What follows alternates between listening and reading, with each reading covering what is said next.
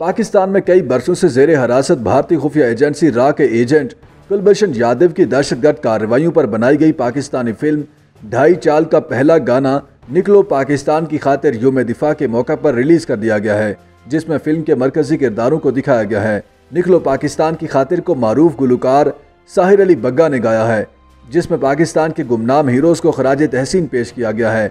गाने में फिल्म के मरकजी किरदारों की झलकियां भी दिखाई गई हैं। गाने से पहले रवां बरस मार्च में फिल्म का ट्रेलर जारी करते हुए इसे रवां बरस ही रिलीज करने का इंदिया दिया गया था, ताहम इसकी तारीख का ऐलान नहीं किया गया था। ढाई चाल को 3 साल कबल 2019 में बनाने का ऐलान किया गया था और इम्कान था कि इसे 2020 की पहली सहमाई में ही रिलीज कर दिया जाएगा, ताहम ऐसा कुछ न हो सका था। इतलात थी कि फिल्म को जून 2022 में रिलीज किया जाएगा, ताहम मुख्तलिफ वजूहात की बिना पर इसकी नुमाइश फिर से मुअख्खर कर दी गई थी।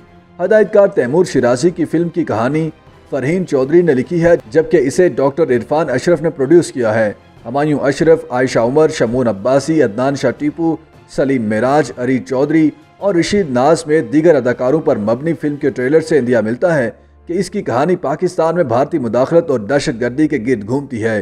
फिल्म के ट्रेलर में अहम किरदारों को दिखाया गया है जो कि पड़ोसी मुल्क भारत की पाकिस्तान में मुदाखलत से मुतालिक बातें करते दिखाई दिए।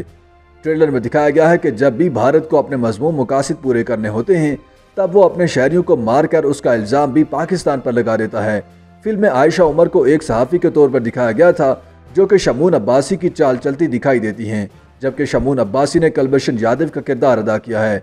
बलोचिस्तान के इलाके चमन से गिरफ्तार होने वाले भारतीय बहरिया के खुफिया जासूस कुलभूषण यादव ने 1987 में इंडियन नेवी की इंजीनियरिंग ब्रांच से कमीशन हासिल किया था, जिसके बाद सन 2001 तक वो बहरिया में बाकायदा तौर पर काम भी करता रहा। भारतीय शहर मुंबई के रिहायशी का पहला मिशन अपने ही मुल्क में होने वाले पार्लियामेंट हमले के बाद इस बारे मालूमात इकट्ठी करना था। सन 2003 में 14 साल सर्विस के बाद उसे बाकायदा तौर पर भारतीय जासूस एजेंसी रा में शामिल कर लिया गया था, जिसके बाद उसे ईरान के इलाके चाबहार में एक फर्जी कारोबार करने का टास्क दिया गया।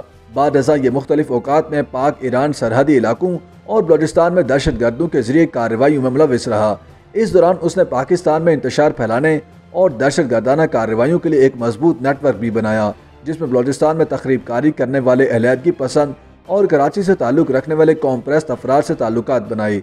उनके जरिए उसने बलोचिस्तान और कराची में बहुत सी दहशतगर्दी की वारदातें सर अंजाम दी। कुलभूषण यादव ने खुद पाकिस्तानी हुकाम के सामने एतराफ़ किया कि उसे पाकिस्तान में दहशतगर्दी की कार्रवाइयों के हवाले से भारत से रा के अफसरान की जानिब से हिदायत मिलती थी और वही इस बारे में फंडिंग भी मुहैया करती थी। कुलभूषण ने इस बात का भी एतराफ़ किया कि वो अब भी इंडियन नेवी का हाजिर सर्विस अफसर है और उसकी रिटायरमेंट सन 2022 में होनी है, जबकि उसने 2003 और 4 में कराची में दहशतगर्दाना कार्रवाइयाँ करने का भी एतराफ़ किया ताकि कराची के अमन को सबूताज किया जा सके। कुलभूषण यादव ने अपने एतराफ़ी बयान में बताया कि उसका असल हदफ पाकिस्तानी बंदरगाह गवादर, पसनी, जिवानी और दीगर हसास तनसीबात की मालूमात भारतीय एजेंसी तक पहुँचाना था और इन कार्रवाइयों का मकसद अहलियतगी पसंदों को मुजरमाना सरगर्मियों की जानिब राग़िब करना था ताकि बदअमनी फैलाई जा सके। ताहम 3 मार्च 2016 को पाकिस्तानी इदारों ने कुलभूषण यादव का सुराग लगाकर उससे गिरफ्तार कर लिया था। YouTube पर गूगली न्यूज देखने के लिए youtube.com की सर्च बार में गूगली न्यूज टीवी टाइप करें। गूगली न्यूज के पेज पर सुर्ख रंग के सब्सक्रिप्शन वाले बटन पर क्लिक करना ना भूलिए। YouTube पेज पर अपलोड होने वाली वीडियोस से बाखबर रहने के लिए बेल आइकन पर क्लिक कीजिए। आपको हर नई वीडियो के बारे में नोटिफिकेशन मौसूल हो जाएगा।